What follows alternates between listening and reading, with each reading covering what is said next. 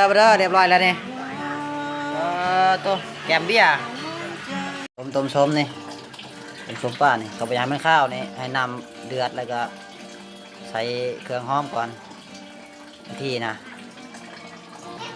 ต้มป้าตาเบิ้งอยู่ผู้FC ต้มส้มปลาคอใหญ่พี่น้องมาไก่แล้วหอมห่วยหอมตะกินสมุนไพรเรียบร้อยแล้วนี่ตัวแกมเบี้ยเย็บแซ่บมาหน่อยแม่เอ้ย แซ่บพี่น้องแซ่บพี่น้องแซ่บ ยกโปดูมาได้กินสิ กินก่อนแล้วจังยก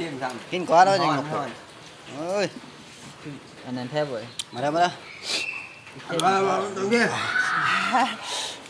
มาเด้อแกมกระเบี้ยเนาะกระสุดแล้วนี่ยำพลตกลิ้นนี่บรรยากาศนะจักแซ่บบ่แซ่บแล้วนี่จนหมดมายังดอกตัวเดียวคนหลายโพด